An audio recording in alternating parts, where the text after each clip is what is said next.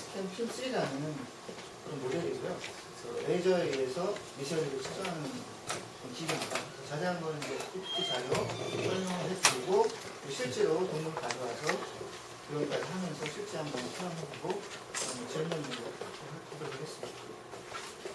앉아서 좀 하겠습니다. 스웨덴에 있는 프리메드에서 데이비사 본사고요. 1981년도에 설립했고 미국 등 여러 곳에 자회사가 있습니다. 프로덕트 라인인데요. 이렇게 지금 현재 가져온 거는 스캔식으로 해서 이미지까지 나오는 그런 페리페럴 장비이고요. 오른쪽 맨 밑에 있는 저거 같은 경우 TCP/O2도 측정할 수 있고 또 붙여서 혈류를 측정할 수 있는 것도 있고 또 ABI, TBI까지 동시에 할 수 있는 그런 장비 두 타입이 있습니다. 테크닉 같은 경우는 이제 지금 현재 저희가 가져온 게 LDPM이라고 해서 레이저 쏴가지고 미세열리에 부딪혀서 반사되는 그거를 레이저 부플러 원리에 의해서 수치화시키는 겁니다. 똑같은 그 LDPM이라는 장비인데 이거 같은 경우는 이제 접착식이죠. 접촉식이죠. 이건 비접촉식이고 그래서 여기서 한 군데만 측정할 수가 가능하지만 이거 같은 경우는 여러 군데 넓게 얼굴이라든가 뭐 등짝, 화상 환자, 뭐 브레인이라든가 이런 걸 측정하는 그런 원리입니다. 또 사실 이 LDPM 기기에 기능 유니트가 여러 가지가 있는데 TCP/O2라든가 CO2 같은 것도 동시에 측정할 수가 있습니다. 지금 당뇨병 환자 이렇게 다리 썩어가는데 자르는데 가장 앰퓨테이션이 가장 신뢰할 수 있는 장비로 한국에서 최근에 가장 박항받고 있는 장비는 이건 이제 한 가지가 더 있는데 이건 핌3라는 장비 같은 경우는 최대 넓이가 측정할 수 있는 넓이가 50cm 곱하기 50cm입니다. 근데 이제 조금 이 장비에 비해서는 레이저 스파크라는 장비인데 이거 같은 경우는 훨씬 더 고해상도고 작은 영역, 예를 들면 2cm 곱하기 2.7cm 아주 작은 그런 영역에 예를 들면 브레인 마우스나 렛에 브레인에 특화돼가지고 연결할 적에는 이 레이저 스파크라는 장비를 씁니다. 모양은 대동소이한데 측정하는 영역이 작다는 거하고 훨씬 더 고해상도라는 그런 차이가 있습니다. 근데 가격도 물론 좀 차이가 있을 거고요. 그래서 요게 LDPM이라는 장비는 요거고요. 이렇게 기능 유니트 하나, 둘, 셋, 네 개에서 여러 가지 측정할 수 있는, 동시에 측정할 수 있는 거고요.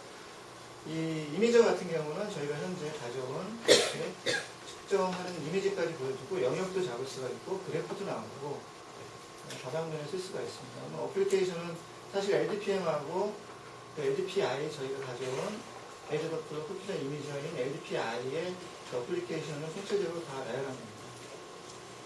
스캔에 대해서 좀 더 자세히 보겠습니다. 네, 레이저 도플러 흡수전 이미저라고 그러고요. LDPI라고 줄여서 이렇게 합니다. 아까도 말씀드렸듯이 레이저를 쏴서 미세열리에 부딪혀서 레이저가 돌아오는 그거를 디텍트 해가지고 이미지화 시키고 또 그래프나 영상으로 분석할 수 있게끔 만들었습니다. 그래서 이스케믹 하인드링크가 가장 보편적으로 많이 쓰시는 거죠. 그 다음에 예를 들면 이거 같은 경우는 베스티안 화상병원이라든가 한림대 화상센터라든가 이런 화상병원 쪽에서도 많이 쓰시고요. 그 다음에 부산대라든가 경희대, 세명대라든가 이런 한방 쪽에 침 가지고 하시는데 다 이 장비가 벌써 몇 년 전에 들어가서 다 쓰고 계십니다.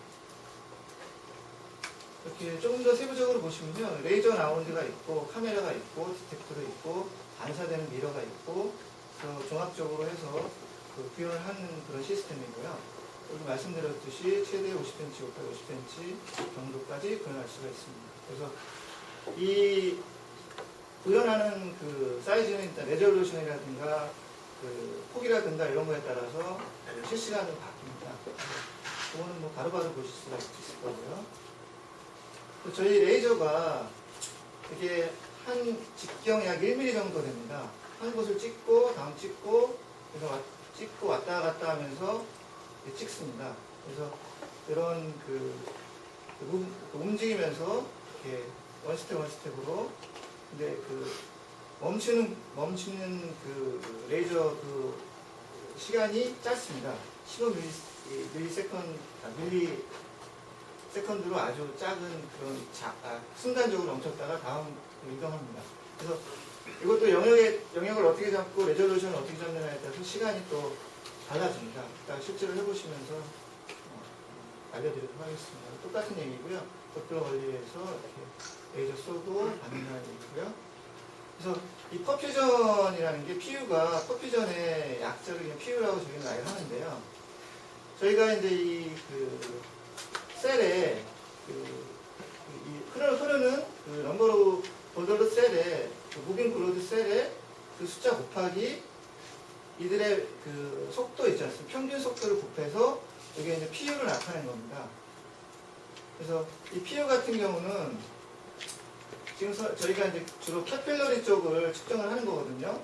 측정 깊이는 약 0.3에서 1.5mm 그 깊이에 있는 그 캐필러리를 측정하는 거고요. 물론 그 션팅 베슬까지도 그 안에 포함이 됩니다. 그래서 뭐 작은 동맥, 뭐 큰 동맥 이런 거, 뭐 정맥 이런 거는 저희가 측정할 수가 없습니다. 그래서 요 밑에 있는 캐필러리라든가 정말 작은 베리어링 아트리얼 이런 마이크로 서큘레이션에 관련된 것만 측정을 하는 겁니다. 그래서 이 티슈 종류가 상당히 많은데요. 이 메저링 뎁스가 사실 여러 가지 영향을 받긴 받습니다. 아까 0.5에서 1.5mm 그 정도라고 했는데 그런 이 스킨 그 상태에서도 영향을 받고 그래서 이게 꼭 이런 그 티슈에 따라서 이런 그 공식에 의해서 전형적으로 나오는 게 아닙니다. 그래서 이 정확한 측정 깊이는 알 수가 없습니다. 그 티슈의 상태라든가 그런 사람마다 다르기 때문에 혈류량이라는 게 또 베리에이션이 심합니다. 물론 나오겠지만 그래서 만약에 비교를 하실 때는 이런 표준화 어떤 기구의 이 기기를 쓸 적에 표준화를 시켜야 됩니다. 그래서 비교하시고자 하시는 그 대상물을 똑같은 영역도 잡으시고 똑같은 뭐 거리도 다 나옵니다. 거리도 똑같이 잡으시고 룸에서 할 때는 그 룸의 온도라든가 이런 거를 동일하게 해주시고 비교를 해주시는 게 가장 정확합니다. 왜냐하면 사람이나 동물의 혈류라는 게 베리에이션이 그때그때 심합니다. 흑인종 다르고 백인종 다르고 막 뛰어왔을 때 바로 재는 거 다르고 편안하게 있다가 재는 거 다르고 또 약 먹는 환자 다르고 상당히 베리에이션이 심합니다. 그래서 그 P라는 거를 딱 국제적으로도 어떤 레퍼런스 값도 없고요. 그래서 베리에이션이 심해서 항상 비교할 때는 동일한 조건, 동일한 상태를 해놓고 비교를 해주시기를 보내드립니다. 그래서 이런 여러 가지 이런 온도라든가 이런 프레저라든가 이런 뭐 신체적 활동이라든가 나이라든가 성별이라든가 이런 거에 따라서 상당히 혈류가 베리에이션이 있다는 것을 다시 한번 강조드린 겁니다. 그래서 이렇게 다이렉트 스프레이션이라는 게 다이나믹하고 그런 라지 스페셜 베리에이션이 있다는 거죠. 그래서 부분 하나 염두해 주시고 그래서 솔루션이 어떤 표준화시키는 거죠. 그 다음에 이런 프로보케이션도 한 방법인데요. 뭐 히트 많이 쓰실 거예요. 오클루전도 하시고 그러고 뭐 어떤 발도 올렸다 내렸다 이런 것도 많이 쓰셔서 여러 뭐 교수님들이나 박사님들도 다 어떤 프로보케이션 나름대로 잡으셔가지고 하시는 경우도 있습니다. 그래서 여기 이제 스탠다드를 어떻게 하느냐의 것을 팁을 몇 가지 드리면 이렇게 작은 티슈 사이에서 비교를 하기를 바라고요. 그 다음에 룸이라든가 바디 템퍼레이처도 가능하면 표준화시키고요. 그 다음에 메저링 프로토콜 어떤 프로토콜을 만드셔가지고 동일하게 인스트루먼트도 동일하게 거리라든가 레졸루션이라든가 이런 사이즈라든가 이런 걸 동일하게 하는 것을 보내드립니다. 그리고 저희가 이제 마지막으로 칼리브레이션 알려드리겠지만 기기도 정기적으로 검사를 하게끔 되어 있고요. 한 달에 한 번 정도 칼리브레이션을 하게 되어 있습니다. 어플리케이션을 보면 이제 대표적인 거죠. 이스테민 하이밍 많이 쓰시죠. 그래서 어플루전 한쪽하고 안 한쪽을 비교해서 이렇게 날짜별로 이렇게 하기도 하고요. 저희가 지금 최신 모델이 페리스캔 핌3라는 모델인데요. 이전에는 페리스캔 핌2입니다. 그래서 아마 많은 논문들이 페리스캔 핌2로 나와 있기도 할 겁니다. 예전에 이거는 아주 유명한 논문들이 많이 나왔지만, 유명한 논문들이 핌2로 되어 있는 게 상당히 좋은 논문들이 많이 있습니다. 그래서 다른 게 아니고요. 똑같은 거라고 생각하시면 되고, 아무래도 핌3가 이런 거리 측정이라든가 이런 게 조금 더 훨씬 더 보강이 됐습니다. 소프트웨어적으로 또 보강이 됐고요. 그래서 최신 모델이 페리스캔 핌3입니다. 이렇게 또 렛이라든가 마우스 브레인을 또 이렇게 측정하기도 하고요. 근데 렛 같은 경우는 피부를 이렇게 열어가지고 스컬이 되게 두껍습니다. 렛 같은 경우. 그래서 렛 같은 경우는 그 치과용 드릴 같은 거로 갈아가지고 시닝을 해서 얇게끔 해서 해야지 그 브레인에 있는 그 퍼퓨전을 잡을 수가 있죠. 근데 마우스 같은 경우는 그냥 그 스킨 오픈해가지고요. 시닝 안 해도 마우스 같은 경우는 그 스컬이 얇기 때문에 퍼퓨전을 잡을 수가 있습니다. 그리고 지금 뭐 아주대라든가 뭐 많은 서울대, 뭐 아산병원 다 동물 연구용으로 다 쓰시고 계시고요. 색깔이 뭘 의미하는 거죠? 색깔 이게 빨간색은 그 뭐 온도를 나타내는 게 아니고요. 저희 여기서 빨간색은 혈류 양을 나타내는 겁니다. 그래서 빨간색이 딱 혈류가 뭐 100이다 이런 수치를 나타내는 게 아니고요. 빨간색이 많을수록 그 혈류는 높은 거를 의미하는 거고요. 푸른색 쪽으로 갈수록 혈류가 적은 거를 나타내는 겁니다. 이것도 저희 그 프로그램상으로 임의적으로 만든 겁니다. 그래서 이따가 구현할 때 뭐 이것도 변경하는 몇 가지가 있거든요. 색상 선택하는 것도. 다양성이 있는 건가요? 다양성이라는 거. 그러니까 이게 혈류가 이게 자기로부터 멀어지거나 아니면 가까이 온다든지 뭐 이런 다양성이 아니요, 측정할 수 있는 그 기계가 디텍트하는 길이 그 범위가 있고요. 그 안에서 그 혈류가 흐르는 거를 측정을 하는 거고요. 저기 색깔은 혈류의 그 양이라든가 물론 양하고도 관련이 있겠지만 혈류가 있다는 거를 나타내는 그런 수단일 뿐입니다. 그래서 그 값하고는 사실 상관은 없어요. 이따가 그 컬러를 나타내는 그 선택하는 게 여러 가지가 있거든요. 그렇다고 값이 변하지는 않습니다. 그래서 이제 드러그 테스팅 할 때도 이렇게 이제 뭐 베이스라인 잡고 15분 후, 30분, 5분 후 퍼퓨전이든지 뭐 트레드 이미지 이렇게 비교해가지고 변화값을 이렇게 사진으로라도 보고 볼 수가 있고 그래프로라도 볼 수가 있고 이렇게 영역을 잡으면 그 퍼센티지 변화도 밑에 다 계산해서 자동으로 나옵니다. 그래서 이런 모든 게 가능한 게 스캔의 장점이죠. 아까 그 LDPM이라는 거는 이렇게 붙여가지고 그래프만 나오지 이렇게 사진이 나오진 않습니다. 물론 그것도 다 퍼센티지 변화로 나오지만요. 소프트웨어 간단히 소개시켜드리면요. 이렇게 되어 있습니다. 그래서 이쪽에 이제 새로 이제 측정하고자 하는 그걸 이제 셋업을 뭐 프로젝트라든가 사이트 서브젝트를 다 하고 워킹 디스턴스 같은 거 자동으로 측정하고 원하시는 그 측정하는 이 원하시는 부위를 이렇게 잡기도 하고요. 여기서 직접 드래그를 해서 작게나 크게도 확대할 수가 있고요. 그 다음에 이 레졸루션 같은 경우도 여기서 노멀도 있고 뭐 하이도 있고 해서 잡으시고요. 그 다음에 카메라로다가 이미지 잡을 것도 한 번 잡을 건지 계속 잡을 건지 측정도 계속 할 건지 이런 거를 여기서 이제 세팅을 다 하고요. 그 다음에 이쪽에서 이제 그 카메라에서 이 구현되는 그 대상물에 대해서 이 명암이라든가 농도 조절을 해서 가장 잘 나오게끔 해서 측정을 준비를 하고요. 그 다음에 이건 조금 확대하면 이렇게 조금 더 프로젝트라든가 이런 측정을 원하는 파일 사이즈라든가 이런 게 다 나옵니다.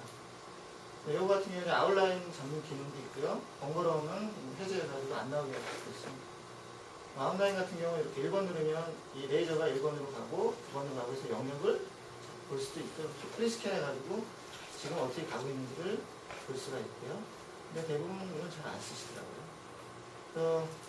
이쪽 같은 경우 이제 ROI라고 그 사진상에서 그다음에 손을 스캔했을 때 이 손톱이 있는 부위를 뭐 레퍼런스를 잡고 두 번째 손가락을 레퍼런스 잡고 세 번째를 또 뭐 대적값을 어떤 실험값을 잡겠다 그랬을 때 이 영역을 잡는 이런 방입니다. 그래서 뭐 네모나게 잡고 동그랗게 잡고 그다음에 이렇게 원하시는 부위까지 잡고 락을 걸 수도 있고 뭐 그 전 후라든가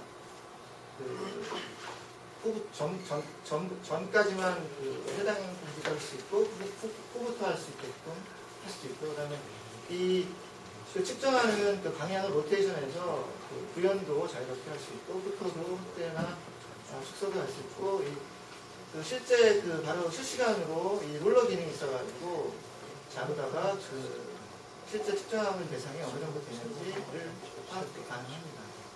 소프트웨어로다가 할 수가 있고 이쪽 같은 경우는 측정하기 위해서 이제 그 동료 여러 가지 플레이라든가 뭐 리버드라는 여러 가지 기능이 있습니다. 그래서 이런 식으로 최종적으로 측정이 끝나면 색깔이 좀 바뀌었죠. 그러면서 이렇게 그래프도 나올 거고요. 이쪽에 수치, 원하는 작은 수치 같은 게 다 나올 거고 이쪽에 이제 이게 이제 퍼퓨전 사진이거든요. 이건 이제 스레졸드하고 대상물하고 그 바탕하고 구별해주는 그런 스레졸드라는 인테스트 값이고요. 이거는 실제 그 대상물 칼라 사진을 이렇게 나온 거고요. 그래서 어느 것 하나를 크게 화면에 확대할 수도 있고 이렇게 세 가지 나눌 수도 있고 어떤 여러 가지 방법이 있습니다. 제가 보여드리기도 하고요. 그래서 이제 일반적으로 저희가 이제 레코멘데이션을 드리는 것은 아까 말씀드렸듯이 베리에이션이 좀 심하다고 그러셨잖아요. 심하다고 그랬지 않습니까? 그래서 만약에 이제 애니멀 하실 적에 어느 정도 한 10분에서 20분 정도 충분하게 휴식을 이제 안정화를 좀 시키기를 좀 보내드리고요. 그 다음에 측정하기 전에 어느 정도 그런 저희 기기 같은 경우도 최소한 한 5분 정도 이상은 그 워밍업을 시켜드리기를 그렇게 보내드립니다. 그 다음에 이게 이제 레이저가 여기서 이제 직각으로 내려가는데요. 이제 손가락 같은 경우 했을 때 이렇게 왔다 갔다 하면서 이제 굴곡진 부위를 스캔을 하잖아요. 그래서 굳이 굴곡진 부위를 이쪽으로 하시길 원하신다 그러면은 사실 이렇게 하고 직각으로 해주는 게 제일 좋고요. 그렇다고 뭐 이렇게 뭐 안 할 수는 없지 않습니까? 그렇지만 이 끝에 있는 거는 이제 조금 민감하죠. 이게 레이저를 쏴가지고 반사돼가지고 측정한다고 그랬지 않습니까? 그래서 이 측정하는 대상하고 이 밑에 바탕 하고의 바탕에 있는 그 미세한 값이 영향을 줄 수가 있습니다. 그래서 그거를 어떻게 제거하는지도 제가 이제 다 보여드릴 거고요. 제가 설명을 드릴 것 중에 가장 중요한 것 중에 하나가 그런 거고요. 그래서 가능하면 이제 곡선 부위를 측정을 원하시면 그 부위는 다시 직각으로 되게끔 돌려놓고 측정을 해주시는 게 가장 좋다는 걸 말씀을 드리는 겁니다. 그 다음에 가능하면 이제 라지 에어리어보다는 스몰 에어리어가 아무래도 좋다는 걸 말씀드리고요. 그렇다고 저희가 측정할 수 있는 거리가 8에서 이제 50cm 안에서 이제 측정이 가능한데요. 그래서 이게 이제 저희가 이제 아이디얼 디스턴스는 17cm라고 말씀을 드리는데 그 이상 18에서 50cm 안에 들어가도 큰 문제는 없습니다. 데이터 에버레이션 같은 경우는 이제 두 가지가 있는데요. 이렇게 ROI라고 리전 오브 인터레스트라 해서 전체 예를 들면 손을 했을 때 ROI 같은 경우는 관심 영역이라고 합니다. 저희 실제로 값을 보고 싶어 하시는 그 영역을 저희는 ROI라고 하고요. 또 하나는 그래프에 시간이 있으면 그 어느 시간도 이렇게 잡아서 볼 수가 있습니다. 그래서 비교를 원하시면 그 ROI나 시간으로 해서 잡을 수가 있습니다. 물론 이 두 가지 다 각각의 그림에 있는 10장을 스캔했다 그러면 각각 10장의 스캔에 대해서 각각 다 나오는 겁니다. 그래서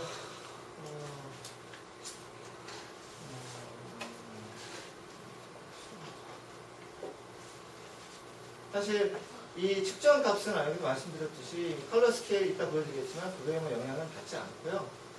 대신에 필터 기능이 있습니다. 필터를 하면은 그때는 이제 측정 값이 영향을 받습니다. 그래서 그게 또 제가 알려드릴 두 번째 중요한 제가 중점적으로 가르쳐 드리는 건데요. 그 두 가지만 염두에 두신다면 장비는 사용하는데 크게 의미가 없으리라고 생각이 되어집니다.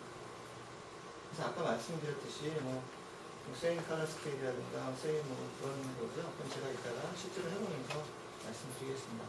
그리고 이제 동물이나 사람들이 측정할 적에 이렇게 이제 움직이시거든요.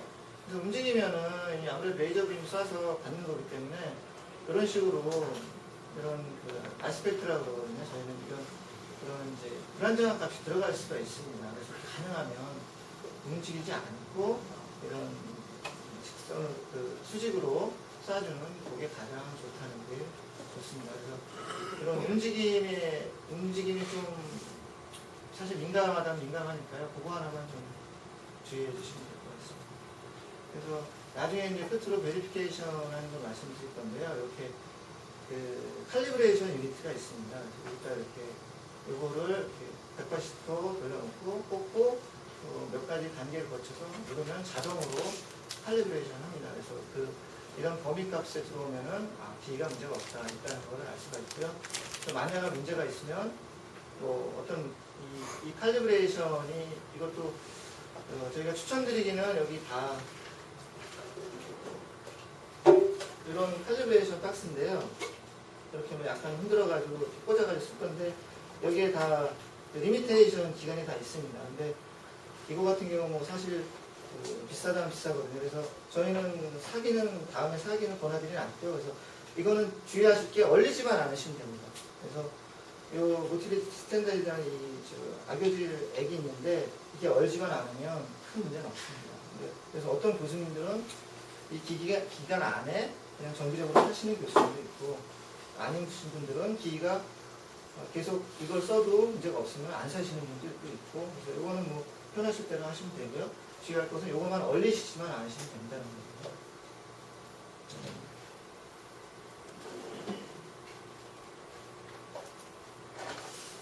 그래서 여기까지 이제 프레젠테이션 해드렸고 여기서 이제 궁금한 거 있으면 많이 질문을 받고 또 진행하도록 하겠습니다. 저기 아까 이제 예시로 주신 논문을 보면요. 주로 이제 어떤 한 개체에 대해서 시간 경과에 따라 변화를 보여주는 그런 논문들인 것 같은데요. 아까 전에 사람마다 여러 가지 다른 작용할 수 있는 어떤 수가 있다고 하셨는데 개체 간의 어떤 비교 분석을 하는 경우는 지금 현재